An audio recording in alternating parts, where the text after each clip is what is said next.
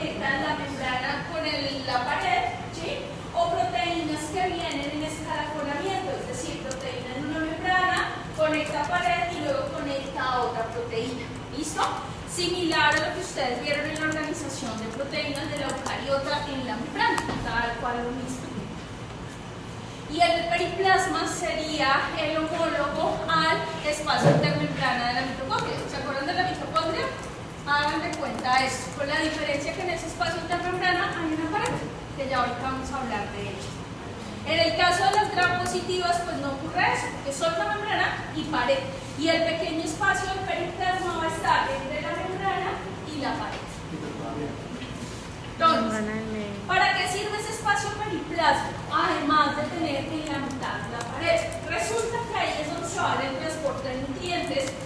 Algo súper importante, y es que en la pared se sintetiza. La síntesis arranca en el citoplasma, pero la síntesis de pared solo termina en la parte externa de la membrana interna, del caso de las gram negativas, o de la membrana de las gram positivas. ¿Se acuerdan de la síntesis del colágeno? ¿Sí? En el fibroblasto, que sale procolágeno y que solo en la parte externa se convierte en colágeno cuando se da el clivaje.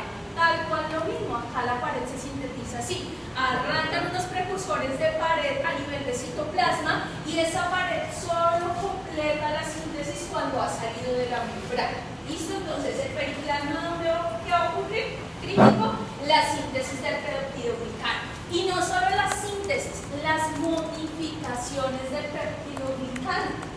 Que ahorita lo vamos a ver qué modificaciones y por qué son importantes.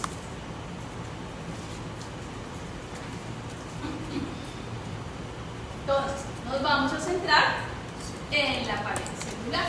Entonces, claro, tenemos un citoplasma cargado de muchas cosas. De ese citoplasma viene una membrana. Después de esa membrana, sí o sí, tiene que venir una pared. Y la pared es lo que vamos a hablar a continuación. Vamos a tener una única excepción que les mencionaba hace un momento: células carentes, procariotas carentes de pared, que serían los micoplasmas. En la clase del micoplasma vamos a entrar a hablar al detalle de las características en cuanto a su composición. Sumado a eso, tenemos algunas células, como es el caso de las espiroquetas, que tienen paredes delgadas, ¿sí? A pesar de ser gram positivas o de ser gram negativas, se van, digamos que, a saltar la regla en cuanto al porcentaje de pared y van a tener unas paredes un poco más delgadas. Es el caso del treponema, que es la bacteria que produce, o el grupo de bacterias que produce sífilis. Sumado a eso, vamos a tener las clásicas paredes, que son paredes bacterianas rígidas, gruesas, ¿listo? Y ahí entra una subdivisión, que son estas: gram positivas, gram negativas y las ácido alcohol resistentes. Son tres tipos de membranas, de paredes, grandes, que vamos a ver. Hasta el momento todo es igual para todas en cuanto a la estructura macro. Las particularidades pues ya las hablaremos con cada agente. ¿Listo? Entonces igual, tenemos gram positivas y gram negativas.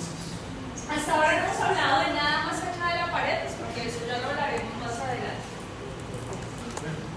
Ahí entran también las que se pueden tener por series.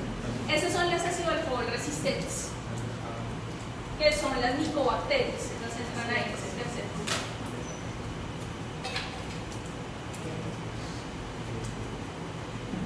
Entonces, las que tenemos acá son las que nos vamos a centrar ahora: las bacterias gram negativas, las bacterias gram positivas y las micobacterias o bacterias ácido alcohol resistentes, también llamadas por su patrón de tinción. Entonces, vamos de abajo hacia arriba. Todos van a tener un citoplasma, ¿cierto? Si acá en la parte interna, todos tienen un citoplasma y van a tener una membrana, porque sí o sí necesitamos una membrana. ¿Listo? Ahora, ¿qué esa membrana qué es? Pues es una bicapa lipídica, que es lo que ustedes ven acá, y después de esa membrana sí o sí va a ir la pared. Empecemos por las más sencillas, las de la mitad, las gram positivas. ¿Qué tienen después de esa membrana? La pared. Observen que la pared es densa, la capa de peptidoglicano es supremamente amplia si la comparamos con esta o si la comparamos con esta. Es del 80 al 90% de todo este espacio. ¿Listo?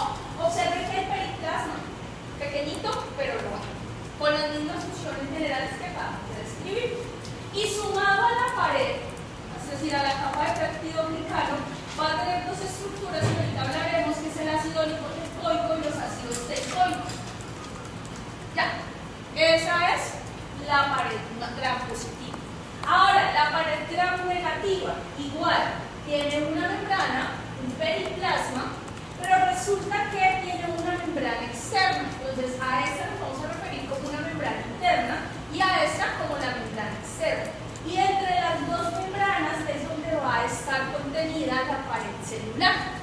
¿Sí? Entonces, si lo queremos ver de afuera hacia adentro, lo primero siempre va a ser la membrana externa y va a estar en la parte media la pared. La densidad de péptido glicano, observen, si lo comparamos a términos de este CAP2, pues es la mitad desde una gram positiva. ¿Sí?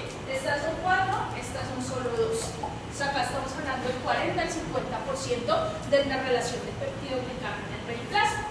Y diferente a las gram positivas, las gram negativas, ancladas a esa membrana externa, van a tener lipopolisacárido.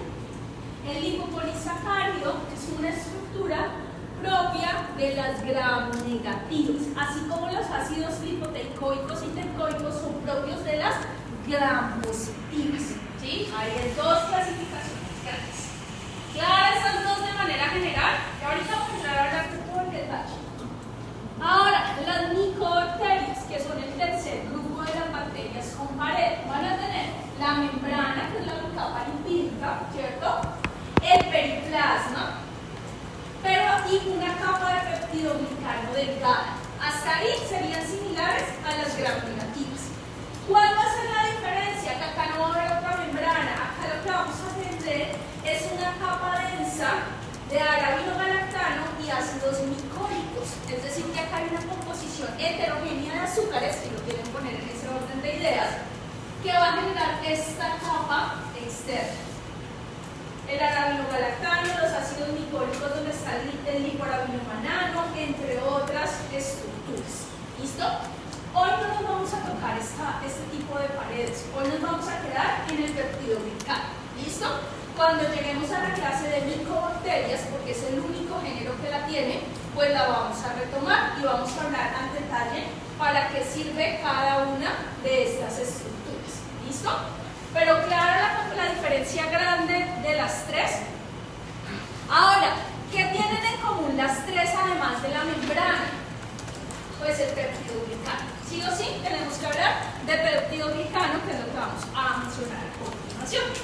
Entonces, el peptidoglicano, peptidoglucano o mucina, cualquiera de los términos es válido para hablar exactamente de lo mismo, es una composición mixta de polímeros de azúcares, N-acetilglucosamina y N-acetilmurámico. Entonces, ustedes observen que estos azulitos son el N-acetilglucosamina y el N-acetilmurámico. Siempre van a estar intercalados. N-acetilglucosamina, un N-acetilmurámico y así sucesivamente. Son polímeros, es decir, que son cadenas muy largas de lo mismo. Siempre es igual. Unidos por qué tipo de enlaces? Enlaces de tipo beta 1, 4. Van a tener, ¿se acuerdan de la de las plantas, la celulosa? Igual, ese tipo de enlace. Que es lo mismo que ocurre con las plantas. ¿Se acuerdan por qué no podemos digerir la pared de las plantas? Porque no tenemos enzimas que degraden beta 1, 4. Lo mismo ocurre con las paredes bacterianas, ¿sí? Por eso, al pasar por el estómago, pues sobrevive sin ningún problema. Entonces, siempre vamos a tener de manera paralela a la membrana este tipo de polímero. ¿Listo? Ahora, ¿cómo conectamos este con el siguiente y con el siguiente? Todas son líneas paralelas, muchas líneas paralelas de lo mismo. Nos vamos a conectar por este tipo de péptidos cortos. Por eso les decía que la membrana tiene una composición mixta. Va a estar compuesto de azúcares, de polímeros de azúcares y de péptidos cortos. Un péptido es una secuencia corta de aminoácidos. ¿Listo? Entonces, ¿de qué está compuesta la pared? de polisacárido de N-acetilglucosamina con N-acetilmurámico y de péptidos cortos. ¿Listo? ¿Que esos péptidos cortos de qué tipo pueden ser? Supremamente heterogéneos. Observen que esta es la relación común. Los azúcares, azúcares, azúcares, azúcares. Ahora, dependiendo si estamos hablando de poli, de estafilo, de strepto, de mico, van a variar. ¿Sí? Nosotros no nos vamos a centrar en el detalle de eso porque sería imposible que ustedes se aprendan todas las posibles combinaciones, como aprenderse todas las combinaciones de aminoácidos en las proteínas o todas las variabilidades de aminoácidos que pueden haber. Pues sencillamente aprenderse toda la composición de todas las proteínas es algo imposible. Esta característica es que siempre van a tener un aminoácido que ancle al N-acetilmurámico. Aquí no se ancla al N-acetilglucosamina, sino al N-acetilmurámico. Esa siempre va a ser la regla. Aminoácido por este lado, aminoácido por este lado. ¿Listo? Ahora, esa es la composición básica en cuanto al peptidoglicano. Pero resulta que dependiendo del género, dependiendo de la especie, el peptidoglicano es susceptible a modificaciones. Vamos a hablar de la primera modificación, que es sobre el azúcar. Entonces, les decía, el peptidoglicano está compuesto de N-acetilglucosamina y N-acetilmurámico. Esta es de aquí vendría el péptido, ¿cierto? Estos azúcares, que en teoría nacen de esa forma, pueden modificarse. ¿Cómo? Por procesos de acetilación. Observen cómo acá se adiciona un acetilo, ¿sí? Por procesos de deacetilación, es decir, remoción del acetilo, ¿cierto? Por glicosilaciones, esta es de acetilación a nivel del murámico, esta es de glucosamina, igual, o acetilaciones en N-acetilglucosamina o en N-acetilmurámico, igual, la generación de un anillo-anillo. Es decir, que acá, ¿se acuerdan cuando se hablaban de las modificaciones del DNA? De bases, que a la base se le quitaba algo, se le llevaba algo. Lo mismo va a ocurrir acá. Al azúcar se le puede quitar o se le puede adicionar. ¿Para qué se le quita o para qué se le adiciona?